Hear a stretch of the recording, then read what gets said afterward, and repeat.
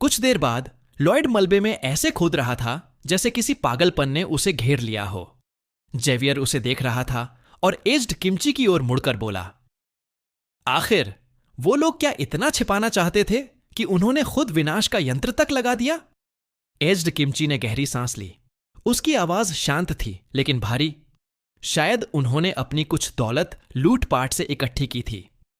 उसे नष्ट कर देना ही शायद सब कुछ छिपाने का उनका तरीका था। जेवियर अभी भी असहज था। उसने पूछा, सर किम जांगहोल इतने अचानक क्यों चले गए? उन्होंने लोगों में खाना बांटा था। अगर वो राजधानी जाते तो उन्हें इनाम मिल सकता था। एज्ड किमची हल्का मुस्कुराया और बोला, फिर भी शायद किसी की संपत्ति नष्ट करने के बाद वो डर गए हों। जेवियर ने ताना मारा, डर गए? वो आदमी, वो तो ऐसा नहीं लगता था जो किसी चीज से डर जाए। फिर उसकी आंखें सिकुड़ गईं, जैसे कोई विचार आया हो। क्या वो वही राक्षस हो सकते हैं जिन्हें मैंने देखा था?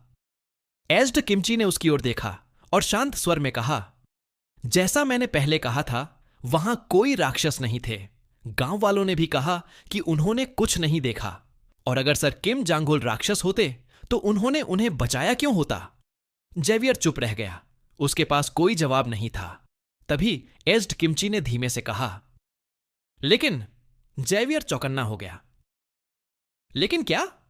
एज्ड किमची ने लॉयड की तरफ देखा और बोला, वो आलू नहीं, वो नौकर द्वीरो, वो वहां क्या कर रहा है?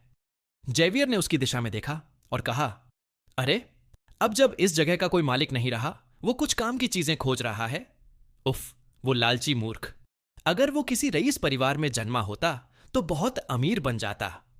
तभी लॉयड की खुशी से भरी आवाज गूंज उठी, अरे देखो, वो दोनों हाथों में कुछ पकड़े था, चेहरे पर चमक लिए। ये चिन्हो है, हम इसे राजा को भेंट कर सकते हैं। जेवियर और एज्ड किमची वहीं खड़े रह गए, पूरी तरह हक्के बक्के। उधर मैगड़ा किले में झील की शांत सतह अचानक बुलबुलाने लगी और अब वहां से क्रेटोस बाहर निकला। वो सोच रहा था, मैगड़ा किला उस ओर से बहुत सख्त निगरानी में है जो उजाड़ भूमि की तरफ है, इसलिए मैं वहां से नहीं जा सकता। लेकिन राज्य की ओर से पहरा ढीला है, हम उनके अंधे हिस्से से अंदर घुस सकते हैं। असल में उनमें से हर एक तलवारबाजी के उस्ताद थे। बिना रास्ते वाले इलाके से गुजरना उनके लिए बस हल्की दौड़ जैसा था। इसी बीच किले की दीवार पर एक उनिंदा पहरेदार दूरबीन से झांक रहा था। हाँ, वो क्या है? कुछ उजाड़ भूमि की तरफ बढ़ रहा है। उसने 2 बार पलकें झपकाईं, कुछ नहीं दिखा और बोला, शायद कोई जंगली जानवर होगा। क्रेटोस ने अपनी छाती पकड़ी और तेज सांसें लेते हुए सोचा, मेरा दिल ऐसे क्यों धड़क रहा है? राक्षस प्रभु का शरीर होने के बावजूद मुझे इतना थकना नहीं चाहिए। सुबह होते ही फ्लूट के घर पर छोटी लड़की खुशी से खाना खा रही थी। वो और उसका पिता दोनों पेट भर चुके थे। उनके चेहरे खुशी से चमक रहे थे। उसके पिता मुस्कुराकर बोले, एक बार और फ्लूट। फ्लूट ने पेट थपथपाया और मुस्कुराई, मैं ठीक हूं, अब सच में पेट भर गया है। फिर उसने खाली कटोरे को देखा और धीरे से बोली, हमें अब इसे बचाकर रखना होगा। अगर राक्षस प्रभु बीज वापस नहीं ला पाए तो ये चिन्नी दलिया शायद हमारा आखिरी भोजन होगा। उसके पिता ठिठक गए, मुस्कान हल्की पड़ गई। वो बोले, राक्षस प्रभु पर भरोसा रखो, वो जरूर बीज वापस लाएंगे। थोड़ी देर बाद फ्लूट हल्के से हंसकर बोली, अगर वो नहीं भी लाते तो भी ठीक है। हमने पेट भरने का एहसास तो कर लिया है ना? मैं बहुत आभारी हूं। उसकी ये बात उसके पिता के दिल में उतर गई। उसकी आंखें नम हो गईं, क्योंकि ये बात किसी बच्चे को नहीं कहनी चाहिए थी। और उसी भावुक पल में बाहर से एक आवाज गूंजी, राक्षस प्रभु लौट आए हैं, राक्षस प्रभु लौट आए हैं। कुछ देर बाद फ्लूट के पिता चौंक कर उठे, वो बीज लेकर आ गया। फ्लूट की आंखें चमक उठीं। उसका मुस्कुराता चेहरा पूरे कमरे को रोशनी से भर गया। किला, फोर्ट्रेस में मौजूद हर कोई बाहर भागा। हवा में उत्साह की गूंज थी। दानव, डीमंस जोर जोर से खुशियां मना रहे थे। फ्लूट ने जैसे ही एक जाना पहचाना चेहरा देखा, वो सीधे उसकी ओर दौड़ी। लॉर्ड अजारथ, उसने पुकारा। उसकी छोटी सी आवाज पूरे शोर के बीच गूंज उठी। बेचारा रिचमंड जो पास में खड़ा था, भूत की तरह सफेद पड़ गया। उसके नजरिए से यह कोई खुशी का पल नहीं था, बल्कि एक डरावने सपने की महफिल लग रही थी। जहां देखो वहां डरावने दानव हंसते हुए, जैसे बस उसे मसाला लगाकर खाने वाले हों। इस बीच फ्लूट उछलकर अजारत को गले लगाती है, जैसे कोई बिछड़ा हुआ भाई मिल गया हो। मैंने तुम्हें बहुत याद किया, वो बोली। अजारत ने सीना चौड़ा किया, गर्व से हंसते हुए कहा, महान अजारत, 4 स्वर्गीय राजाओं में से एक से फिर से मिलना सम्मान की बात है। यहां तक कि छोटा सा टी-बोन, वो प्यारा सा जादुई साथी क्राटोस क्राटोस के गाल से ऐसे रगड़ खा रहा था जैसे कोई वफादार पिल्ला। क्राटोस हंसते हुए बोला, हाँ हाँ, मुझे भी तुम्हारी याद आई, मेरे टी-बोन। जेफ्रो सीधा खड़ा हुआ और सम्मान से बोला, तुमने बहुत मेहनत की, सभी दानव तुम्हारे आभारी हैं। और फिर वहां थी सर्जी, हमेशा की तरह अकड़ी हुई, बाहें मोड़कर बोली, क्या कह रहे हो तुम सोचते हो मैंने ये तुम्हारे लिए किया? बकवास। उसका लहजा ठंडा था, लेकिन उसके हिलते हुए कान उसकी असली भावनाएं बता रहे थे। क्राटोस ने हार्ट की ओर देखा। अरे हार्टुक, मैंने टी-बोन से सब कुछ सुना, उसने मुस्कुराते हुए कहा। हार्टोक चौंका। हाँ? क्राटोस बोला, जैसा उम्मीद थी, दानव बुद्धिजीवी, तुम्हारे होने से सब कुछ सुलझ गया। हार्टोक ने ठंडे अंदाज में कहा, मैंने तो बस अपना काम किया। लेकिन अगले ही पल उसने मुंह ढक लिया और आंसू निकल पड़े। महान रणनीतिकार कुछ पल के लिए भावुक आलू बन गया। क्राटोस ने चारों ओर नजर डाली। सर्जी को दानव हवा में उछाल रहे थे, अजारत और बाल मुस्कुरा रहे थे, बस रिचमंड को छोड़कर। वो अब भी ऐसे दिख रहा था जैसे किसी डरावनी फिल्म में फंस गया हो। क्राटोस ने सिर झुकाया और मुस्कुराया। आह, जो धड़कन पहले महसूस हो रही थी, अब समझ गया, उसने सोचा। वो लड़ाई का जोश नहीं था, वो तो वही सुकून था जैसे कोई पिता काम से लौटकर अपने परिवार के लिए फ्राइड चिकन लेकर आया हो। वो हल्की, सुकून भरी खुशी। अचानक क्राटोस ने हाथ ऊपर उठाया और जोर से बोला, ठीक है, अब अगला दौर खेती का शुरू करते हैं। फिर क्राटोस अपने प्रोफेसर किसान मोड में सोचते हुए बोला, हमने सबसे ज्यादा जो बीज डापोरातिया से पाए हैं वो चावल के हैं, पर उन्हें बहुत तैयारी चाहिए और मौसम भी सही नहीं है, तो उन्हें अभी के लिए रोक देते हैं। अब हमारे पास हैं मक्का, कद्दू और सेम, बीन्स। अब किले में, या कहें उनके नए नो थैच कैसल में, क्राटोस बैठा और बोला, हम इन तीनों फसलों को साथ में उगाएंगे, कम जमीन में, ज्यादा फायदा के साथ। इसका नाम होगा 3 बहनों की खेती विधि। वो नाटकीय अंदाज में समझाते हुए बोला, इस विधि में 3 सहजीवी फसलें साथ में लगाई जाती हैं, सेम मक्का की डंडियों के साथ चढ़ती हैं। हार्टोक की आंखें चमक उठीं। ओह, तो सेम मक्का को तेज हवा और बाहरी नुकसान से बचाती होगी।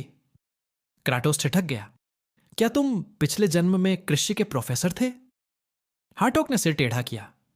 प्रोफेसर मतलब फांसी देने वाला? क्राटोस ने माथा पीट लिया। उफ, छोड़ो, भूल जाओ मैंने क्या कहा। वो आगे बोला, और जमीन पर फैली हुई चौड़ी कद्दू की पत्तियां मिट्टी को सूखने से बचाएंगी और खरपतवार, वीड्स को उगने से रोकेंगी। क्राटोस धीरे से बुदबुदाया, सच में ये बंदा आखिर है क्या? पहले खेती क्यों नहीं की इसने? हार्टोक ने बिना किसी हाव भाव के जवाब दिया, क्योंकि मैं एक दानव हूं। क्राटोस ने पलकें झपकाईं। ठीक बात है। तभी सर्जी ने झुंझलाकर ताली बजाई। बस, अब बहुत बातें हो गईं, चलो काम शुरू करते हैं। क्राटोस मुस्कुराया। सर्जी, तुम तो बस सबको पेट भरकर खाते हुए देखने का इंतजार नहीं कर पा रही हो, है ना?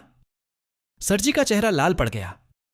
ओह प्लीज, मुझे क्या फर्क पड़ता है, कोई भूखा रहे या खाए। क्राटोस ने हल्की मुस्कान के साथ कहा। सच में? तो बताओ, तुम्हें मजा नहीं आता या आता है? वो बोला। तो फिर तय करो, मजेदार है या नहीं। इसी बीच अजारत पास में खड़ा था, फ्लूट का हाथ पकड़े जैसे कोई बड़ा भाई उसे संभाल रहा हो। क्राटोस ने आंखें सिकोड़ते हुए देखा। रुको जरा, ये यहां कब से है? और तुम दोनों तो काफी करीब लग रहे हो, है ना? अजारत घबरा गया। ना नहीं, ये तो बस मेरे अधीन काम करने वाली एक निचले दर्जे की दानव है। क्राटोस ने गहरी सांस ली। तुम लोग तो बुरे दिखने की कोशिश में हद कर देते हो। सच में अजीब टाइप हो। फिर उसने अपनी आवाज ऊंची की, आत्मविश्वास से भरी। घबराने की कोई जरूरत नहीं, यहां हर दानव मौजूद है। इतनी ताकत के साथ हम ये काम जल्द ही पूरा कर लेंगे। लेकिन तभी जेफ्रो थोड़ा झिझकते हुए आगे बढ़ा। मेरे स्वामी, दूसरे इलाकों के दानवों को जुटाना आसान नहीं होगा। क्राटोस भौहें चढ़ाते हुए बोला। क्या? क्यों नहीं, हमारे पास बांटने के लिए बहुत सारा चिनौप दलिया है ना? जेफ्रो ने भारी सांस ली। समस्या वो नहीं है। फिर उसने इशारा किया, आप बाहर चलिए, खुद देख लीजिए। बाहर का दृश्य देखकर क्राटोस के होश उड़ गए। एक पेड़ दानव ट्री डिमन ने एक पौधा दानव प्लांट डिमन पर मुक्का झोंका, लेकिन पल भर में पौधा दानव ने उसका सिर ही काट लिया।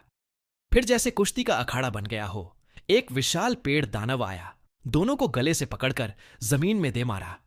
जमीन फट गई, पत्ते उड़ने लगे और वो दहाड़ा, नया 2 तारा स्वामी मैं हूं। लेकिन तभी पीछे से एक और दानव आया और जोरदार किक मार दी। नहीं, स्वामी मैं हूं। जेफ्रो ने सिर हिलाया और कहा, आप देख ही रहे हैं, स्वामी का स्थान खाली है तो सब उसे पाने के लिए लड़ रहे हैं। क्राटोस ने इतना जोर से चेहरा पकड़कर मारा कि आवाज गूंज गई। बिल्कुल ऐसा ही होना था। जेफ्रो गंभीर स्वर में बोला, 3 तारा स्वामी राष्ट्र अब भी जिंदा है, पर वो भी बस किसी तरह सांस ले रहा है। वहां भी यही हाल है। क्राटोस ने थकी हुई आवाज में कहा, हां, दानव हमेशा ऐसे ही चीजें सुलझाते हैं, पर अब वक्त बदल चुका है। जेफ्रो ने सिर हिलाया। अब यह दुनिया सिर्फ ताकत से नहीं चलती, लेकिन वो लोग इसे मानने को तैयार नहीं हैं। क्राटोस के होंठों पर शरारती मुस्कान आई। वो सीधा खड़ा हुआ, उसकी आंखें चमक उठीं। तो फिर मैं, दानव स्वामी क्राटोस, एक पूरी तरह निष्पक्ष द्वंद्व नियमों, फेयर ड्यूअल रूल्स का ऐलान करता हूं। दोस्तों, पिछले कुछ दिनों से वीडियो थोड़ा लेट आ रहा है क्योंकि मैं कुछ कामों में बिजी था। रिकॉर्डिंग और एडिटिंग के लिए सही समय नहीं मिल पाया, लेकिन आप सबको टेंशन लेने की जरूरत नहीं है। मैं फिर से रेगुलर होने की पूरी कोशिश कर रहा हूं। आगे भी थोड़ा बहुत लेट हो सकता है, लेकिन हर वीडियो में मैं आपको बेस्ट क्वालिटी और इंटरेस्टिंग स्टोरी देने की कोशिश करूंगा।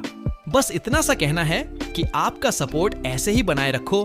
अगर वीडियो पसंद आए तो एक लाइक जरूर करना, कमेंट में बताना कि कौन सा पार्ट सबसे अच्छा लगा, और चैनल को सब्सक्राइब करना मत भूलना। मिलते हैं नेक्स्ट वीडियो में। तब तक के लिए खुश रहो, मुस्कुराते रहो और लेजेंड बने रहो।